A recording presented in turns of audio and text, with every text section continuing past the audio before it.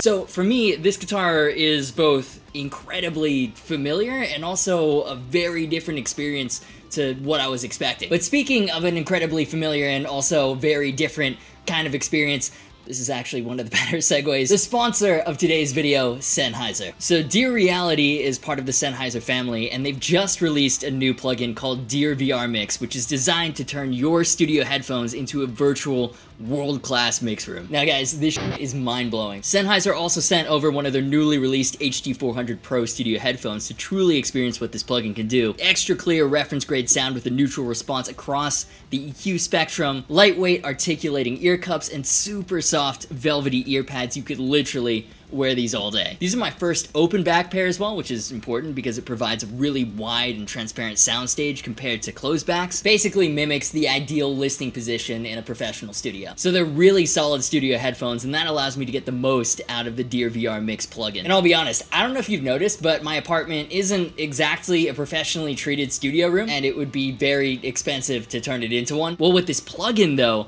I've got 3. And they're adjustable with 4 selectable mono and stereo loudspeaker positions. What's also really cool is you're able to put yourself in other virtual environments to hear what your mixes sound like in real-world contexts. The car, a classic for checking mixes, a kitchen, over a home theater system, in a stadium even. It's actually kind of trippy going through the different virtual environments, and definitely very useful. Using this plugin, it doesn't matter where you are, whether you're at home, whether you're at a friend's place, whether you're traveling, whether you're anywhere in the world, you've got a consistent and reliable professional mixing environment wherever you are and at any time. That's massive. Now, Luke, who does pretty much all the mixing for the demo tracks, he uses Sennheiser HD600 headphones, which are also compatible with the Dear VR Mix plugin. So for this mix, we used it, we were able to sync up and get as close to an identical listening environment as possible. So it's an incredible tool for collaboration too. So if you want to see for yourself why the Dear VR Mix plugin could and would be a game changer for your mixes, Dear Reality has a 14-day trial. Link in the description, go ahead, try it out. If nothing else, it's a lot of fun going through the different virtual environments, and clicking the link supports the channel by letting them know that I sent you. So thanks to Sennheiser for sponsoring the video, and now that I've told you about the Dear VR Mix plugin experience, let me tell you about my first experience with the Heritage guitar.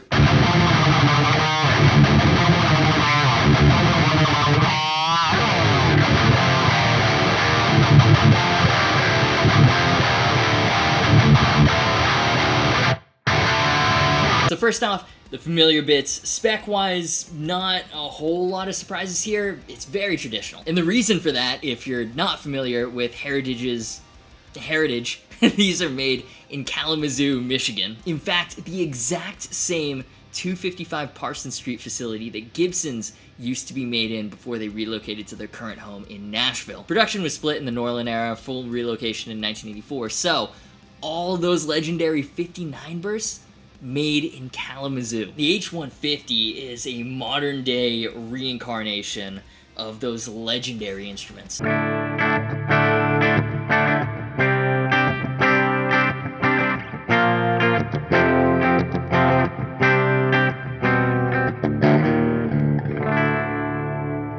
Heritage was originally started by ex-Gibson employees who didn't relocate to Nashville. They remained in Kalamazoo to continue the tradition and authentic spirit.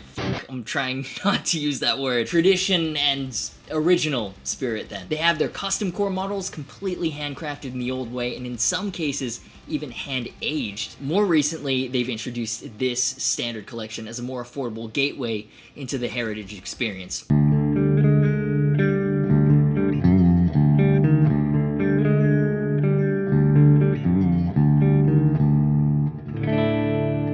Quality is still paramount though, so let's talk specs. We have a one-piece mahogany body with a two-piece proper carved top made of, they call it on the spec sheet, curly maple. The top on this unit is an outrageously figured flame maple, and it is gorgeous. When it came to these types of guitars, I used to be all about the solid black, the solid white with gold hardware. These, for lack of a better term, boomer colors never really appealed to me, especially these red backs. Just was not into it at all.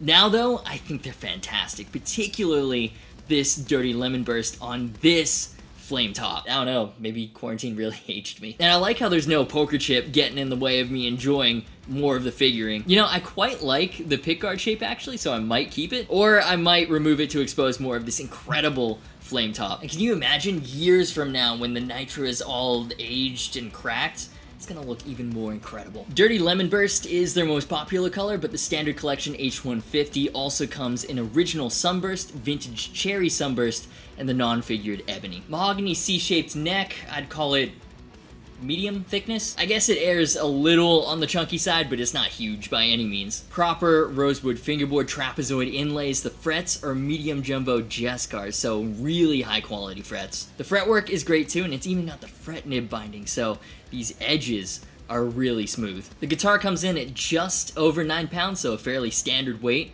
for this style of guitar. For hardware, Grover tuners, vintage style non-locking tune-o-matic, bone nut, and look how they've carved the sides, so satisfying, love that. CTS pots, Switchcraft pickup selector and output jack, Vichet caps, all super high quality stuff. Rounding the whole vintageness of the guitar off, a pair of Seymour Duncan 59s in the neck and the bridge positions. You know, it's funny, I've used a 59 in the neck a lot. It's a classic PAFE neck humbucker. It's so creamy, it pairs with anything. But I'd never tried one in the bridge though, and it actually works really well for that job too, even in a high gain context. Okay, so we've talked now about the familiar things. Now let's talk about how this guitar caught me off guard.